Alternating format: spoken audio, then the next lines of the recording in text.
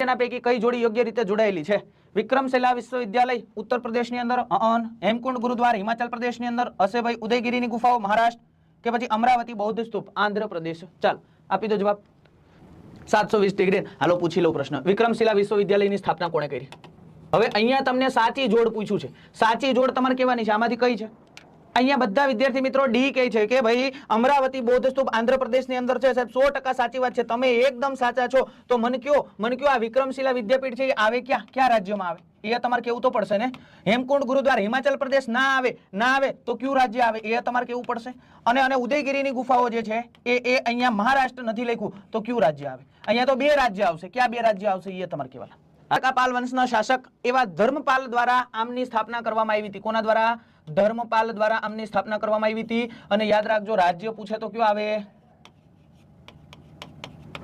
અહીંયા હેમકુંડની ગુફા ક્યાં ગુરુદ્વાર ક્યાં આવશે? તો કે એ આવશે ઉત્તરાખંડની અંદર. ક્યાં આવશે? ઉત્તરાખંડની અંદર આવશે. અહીંયા હિમાચલ પ્રદેશ જવાબ નહીં આવે. અને અહીંયા ઉદયગીરીની ગુફા આવે તો એ બે જગ્યાએ છે. એક તો તમે મધ્યપ્રદેશમાં જાઓ તો મધ્યપ્રદેશની અંદર એ ઉદયગીરીની ગુફાઓ આવેલી છે.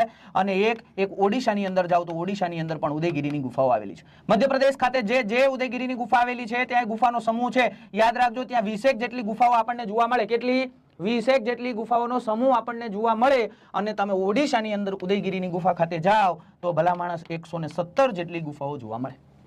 કેટલી? 117 જેટલી ગુફાઓ જોવા મળે. એમાંય ભાગ પડે ઉદયગીરી અને ખંડગીરીની ગુફાઓ.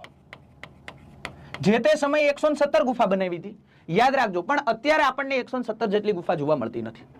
અત્યારે આપણને 117 જેટલી ગુફા જોવા મળતી નથી. પૂછે તો યાદ રાખજો ઉદયગીરી ખાતે આપણને 18 ગુફાઓ જોવા મળે છે અત્યારે હાલમાં. અને ખંડગીરી ખાતે 15 ગુફાઓ જોવા મળે છે. આથી વધારે આપણને અત્યારે હાલમાં ન જોવા બોલે તો શું થયું? તો કે ખંડિત થઈ ગઈ છે.